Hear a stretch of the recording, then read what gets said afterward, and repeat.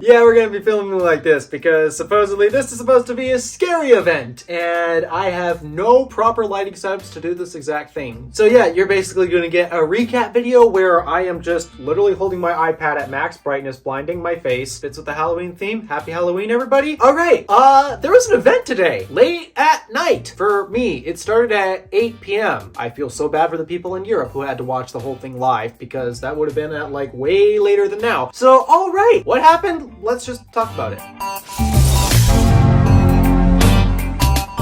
So, diving straight into the event today, the first thing that we're going to talk about is the M3 series of chips. Basically, got a lot of performance boosts. I have no clue what architecture it's on. If I had to guess, potentially the 3nm process, because why not? M3 is now in existence along with M3 Pro and M3 Max, and Apple decided to debut all of them in the same day, all in the MacBook Pro. Speaking of the MacBook Pro, that 13-inch base model is now gone, dead, in the grave, never to be resurrected again, along with the Touch Bar. Semper Fi, Touch Bar, Semper Fi. However, just as I predicted, if Apple were to give a whole new 14-inch base model MacBook Pro thing, if they were to make that become a thing basically, I knew that they were going to nerf it somewhere, like in the hardware, and not just by the chip that does all the processing. I believe that's a bit obvious. No, there's like an actual hardware feature that they nerf through the entire thing, and what is that? They got rid of a USB-C port, because of course they do.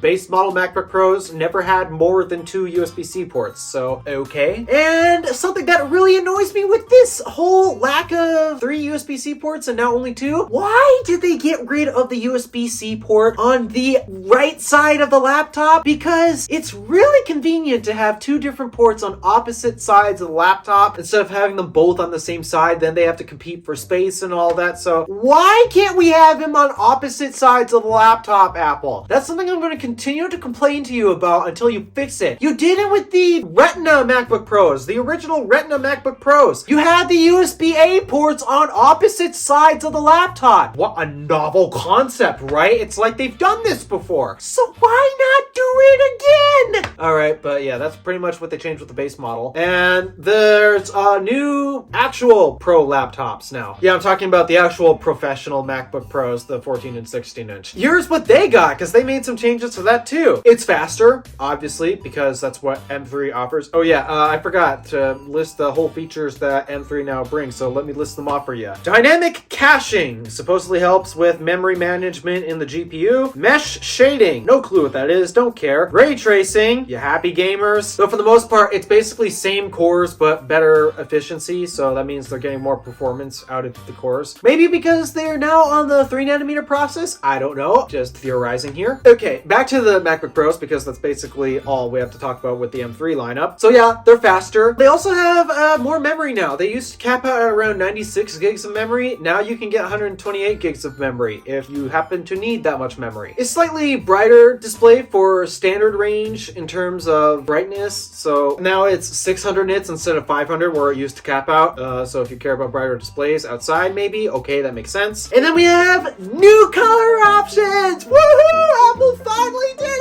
it! We have a new color option! We have space black. Why do I bother trying? The MacBook Pros are so boring in terms of color options. You heard Justin Long. Gray or grayer. Well, now we have white and black. Wow. Yeah, that's solid. So good. Totally justifies the upgrade. Seriously, Apple, come on. But we did happen to get some colorful Macs either way. Yeah, the iMac finally got an update. What took you so long, Apple? So the iMac buyers can now rejoice because now the M3 is available in the 24-inch iMac. Sadly, it's still 24 inches. They didn't change anything hardware-wise with the iMac. Not even the accessories got updated. No USB-C accessories. Keyboard, Magic Mouse, Magic Trackpad. Nope, those are still Lightning accessories. Seriously, Apple, why do you do this? Why do you have to do this. No changes to the iMac line other than now they're faster. So they paid some attention to it, thank goodness. And that's basically it. Yeah, there's nothing else to talk about. This was an extremely short event, and like it was actually a half an hour long. Kind of crazy. I mean, typically if an event is a half an hour long, then Apple would typically just put a press release out. Like this was more site refresh worthy instead of press release. But actually, I didn't even talk about my favorite thing that they announced from the event. Guys, this entire event was shot on iPhone. Go watch it. You would have thought, just like me, they were using cinema cameras to film the whole thing again. But no, this time they shot the whole thing on iPhone. That's impressive. That's really impressive. Shot on iPhone, edited on Mac. That's how you know a company builds decent products, when they use their own products to do their job. That to me is the coolest part about it. And other than that, all right, I have literally nothing else to talk about because this is a short event and I have to edit this to get this out to you as fast as humanly possible, which means another night of sleep loss for me. Yay! Thank you for watching. Do me a favor and interact with us up below. My name is Alpha Wolf, and let's go lose another night of sleep because it's Halloween.